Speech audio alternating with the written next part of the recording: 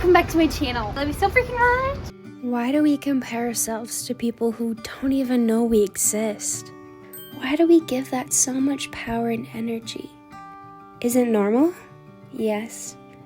We live in a society where there's so much intake, constantly seeing other people's lives, other people's journeys, even you watching this right now. But what's not okay is us constantly tearing ourselves down, comparing ourselves, making ourselves out to be a homework assignment. We are so loving and so supportive and so caring to the people that we love around us.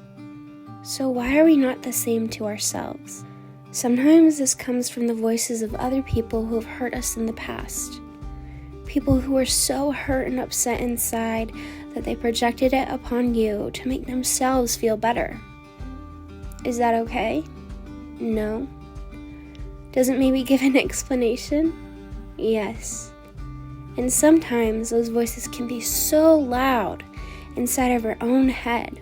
But what if it's time to release those voices and those judgments and those opinions that aren't helpful or loving in any way?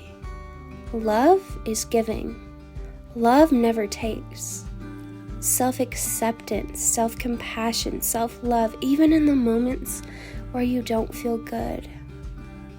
In the dark moments, struggling through depression, or times when it didn't even feel like there was a light at the end of the tunnel. But what if you could be the love for yourself? All of that energy that you give to other people, trying to fill up their cup and their bucket, is exactly what you should give to yourself first. And I know there's a little voice inside your head saying, isn't that selfish? No. See, when you give that love and that compassion to yourself, it just gives you more energy to give to others. But you can't do that unless you give it to yourself first. I know what it feels like to measure yourself on external factors. Who loves you, who likes you, how you're doing in school, how you're doing at work, any external factor that we use to measure our self-worth. But those aren't measurable. You are valuable for living, breathing, and existing. I had so many moments in the past few years where I thought I'd lost everything, where I was willing to walk away from anyone and anything who wasn't serving me for my highest good, who wasn't actually truly there to support me, to love me, to be there. And choosing yourself is choosing what's best for you. Choosing yourself and walking away from anything that is harmful or hurtful or intentionally trying to put you down. That is an act of self-love. That is what aligned you to the path and to the journey that was always meant for you. New things that will come in that is more aligned with who you are and what you want.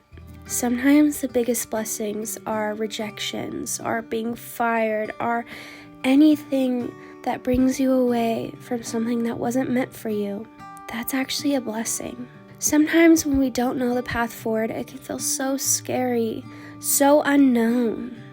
But I know that there's a feeling inside that we understand what is best for us and what is meant for us.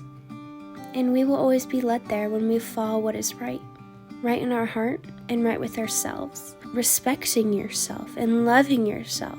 It's not easy. The healing journey is never linear. Is it ever over? Maybe. Or maybe we just learn the best tools and things to cope with what is best for us. And that's okay.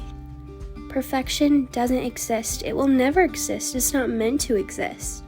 We use those as controls over ourselves, as protection. But when it becomes not protecting yourself, is when it holds you back from true happiness and from true love for yourself. That's okay, you got time. Because all we have right now is this exact present moment